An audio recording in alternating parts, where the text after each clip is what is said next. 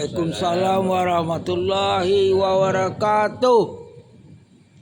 Bismillahirrahmanirrahim. Alhamdulillahirabbil alamin. Asyhadu an la ilaha illallah wa sallallahu Muhammadan abduhu wa rasuluhu la nabiyya ba'da. Allahumma shalli ala sayyidina Muhammad wa ala ali sayyidina Muhammad. Ibadallah, ittaqullah wa tuqatih wa la tamutunna illa wa antum muslimun. Wa qala ta'ala fi kitabil karim, a'udzu billahi minash shaitonir rajim. Bismillahirrahmanirrahim. Awakullama ahadu ahdan nabadahu fariqan minhum bal aksaruhum la yu'minun. Sadaqallahu al-azim. Bapak Ibu yang sangat kami muliakan dan kami yang kami banggakan, alhamdulillah, bersyukur kita kepada Allah. Izin dan rahmat Allah kita mampu hadir di masjid ini. Harapan kita Bapak Ibu, hadirnya di masjid ini benar-benar tercatat di sisi Allah Subhanahu wa Ta'ala, dan kita semua mendapatkan pahala terbaiknya. Bapak Ibu yang kami muliakan, seperti biasa setiap Selasa dan Rabu menjelang iqamah kumandangkan, kita melihat hikmah dan pelajaran dari ayat suci Al-Quran. Dan alhamdulillah sekarang kita masuk surah Al-Baqarah ayat 100. Kita lihat ayatnya Bapak Ibu. Awakullama ahadu ahadan nabadahu fariqan minhum. Dan mengapa setiap kali mereka mengikat janji, maka sekelompok mereka melanggarnya.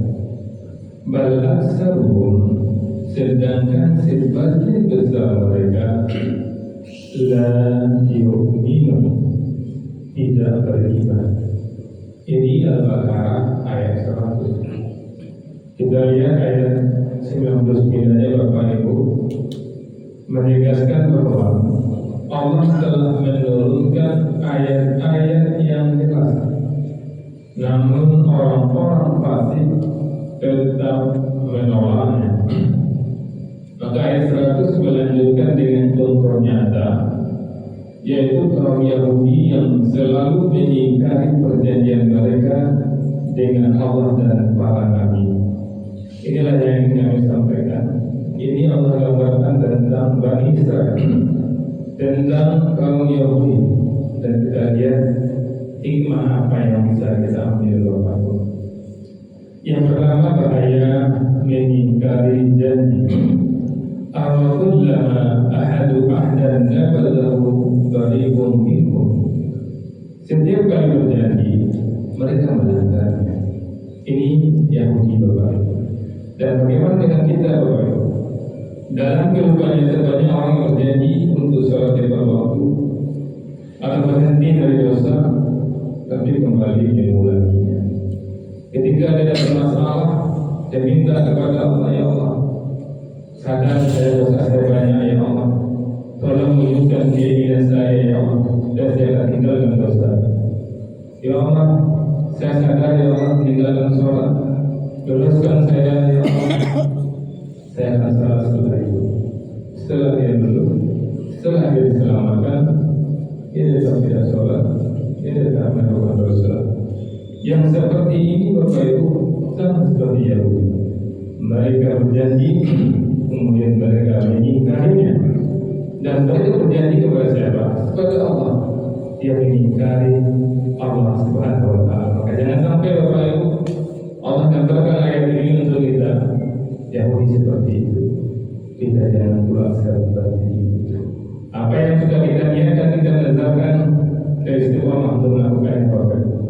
Seperti hari ini alhamdulillah kita masih sanggup untuk syukur berjamaah di sini. Kita camkan asar pun berjamaah, maghrib pun berjamaah, isya dan subuh pun berjamaah. Kita praktikan dan kita istiqomah di situ. Kalau itu kita lakukan, insya Allah kita tidak sama dengan Yahudi yang berjanji kita tidak baik. Kemudian yang kedua hikmah yang bisa kita ambil, sebagian kecil yang menikmati, mayoritas ingkar. Ini kaum Yahudi. Bahkan serun layu minum, kebanyakan mereka tidak beriman. Maka kasusnya kita bapak ibu banyak kita melihat janji politik, kontrak kerja atau ada bisnis sering dilanggar. Mayoritas melanggarnya. Maka ayat ini bapak ibu, Allah katakan Yahudi lebih banyak yang melanggar daripada beriman. Dan apa yang Allah katakan tentang Yahudi, sepertinya di dalam mata kita pun seperti itu. Lebih banyak kelompok yang melanggar daripada yang taat. Sederhananya bapak ibu kita lihat suhu di Mesir, kita lihat rumah kita, bagaimana suhu, bagaimana jumlah penduduk di sekitar itu, berapa orang yang datang ke masjid. Kalau kita lihat bapak ibu, kalau ingin kita lihat bagaimana keadaan Islam di suatu daerah, lihat suhu. Kalau ingin lihat keadaan Islam di sebuah kampung, di sebuah RT, di sebuah RW, lihat di sini dan ketika suhu. Kalau ramai, makmurlah Islam di situ. Dan di sini Allah menggambarkan sebagian kecil yang menikmati mayoritas kita. Maka ini menjadi PR bagi kita bapak ibu, minimal bagi kita tidak istiqomah. Anak kita Tuhan itu sebelum wajib arah diri kita dan keluarga kita pastikan orang yang istiqomah selalu berada di jalan yang benar itu dengan cara yang Allah gambarkan. Kemudian hikmah berikutnya bapak ibu, iman adalah kunci keteguhan janji. Orang yang tidak beriman mudah mengingkari janji. Misalnya bapak ibu, seorang pegawai yang diletakkan oleh Allah akan korupsi meskipun sudah sumpah jabatan. Padahal sesungguhnya bapak ibu tidak perlu sumpah, tidak perlu demi Allah, tidak perlu diletakkan Al-Quran. Yang orang beriman itu tidak boleh bohong, tidak boleh khianat, tidak boleh mencuri. Sementara Al-Quran diletakkan di kepalanya, dia mengatakan demi Allah tidak akan mencuri, demi Allah akan mengabdi. Ternyata dia korupsi, ternyata dia khianat. Allah gambarkan tipikal ini dalam tipikal Yahudi, dan ternyata di sekitar kita ada tipikal-tipikal seperti itu. Makanya bapak ibu, minimal diri kita, anak keturunan kita jaga jangan sampai mereka mengingkari janji. Orang yang mengingkari janji, orang yang berbohong itu jelas tidak beriman. Jadi bapak ibu, orang beriman bisa saja salah, karena kalau salah dia tahu. Ini orang beriman tidak pernah bohong. Bicara betul, jadikan kita dan kita yang pernah berbohong bapak ibu. Orang beriman bisa salah, orang beriman tidak berbohong. Karena berbohong itu miliknya munafik. Ketika kita salah, kita katakan ya saya salah, saya bertanggung jawab, selesai masalah bapak ibu. Kemudian berikutnya hikmah yang bisa kita ambil, mengulang kesalahan adalah tanda kelebihan iman. Ayat ini menegaskan setiap kali mereka ingkar, bukan sekali dua kali, berulang kali. Maka bapak ibu, kalau seorang yang berjanji berhenti berjudi, dan berulang kali kembali karena tidak ada iman yang kuat. Maka penting kita memiliki iman. Apa itu iman? Percaya kepada yang gaib. Apa itu yang gaib? Pahala gaib, surga gaib, neraka gaib. Orang yang percaya dengan neraka pasti tidak akan mencuri, pasti tidak akan berbohong. Maka pasti orang yang berani melakukan kesalahan pasti tetap iman yang tidak kuat bapak ibu. Kemudian iman berikut yang bisa kita ambil, Allah mencatat setiap pelanggaran janji.